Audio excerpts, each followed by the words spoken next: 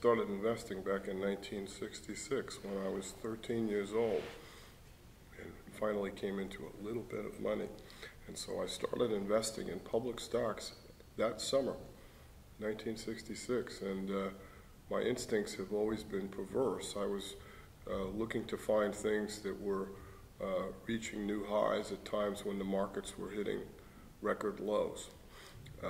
And that is how I started with my own stock picking at that time. Now let's fast forward to after school. I joined Bain & Company, and I spent 7 years there as a business analyst before the existence of Bain Capital. And I left after 7 happy years in 1985 to become a full-time venture capitalist. Having spent most of my time at Bain working on fixing underperforming businesses, my specialization as a venture capitalist also was on fixing underperforming companies rather than on greenfield startups. So I did that for a happy decade in the San Francisco Bay Area. But then nature called, and my wife and I started making children, and we decided we did not want to raise them in the Bay Area. We decided we wanted to remain in the investment business, but to uproot them to the Pacific Northwest and raise the children where they might have a shot at growing up normal and going to public schools. So at that time, I stepped out of the VC business, corresponded with about 100 friends, and raised a colossal $13 million from 50 investors to seed the D-Cubed Family Fund, and it went into business coincident with our arrival in the Northwest in January 1996.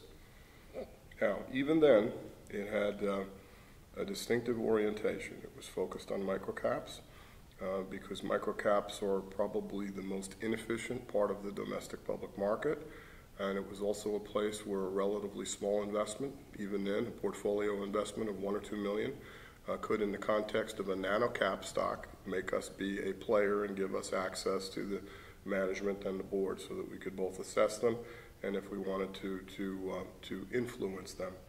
And the focus even then was on busted growth companies, companies that were capable of growing EPS to double over a 5-year period, but which for some historical reason or some industry reason had a cloud over their head.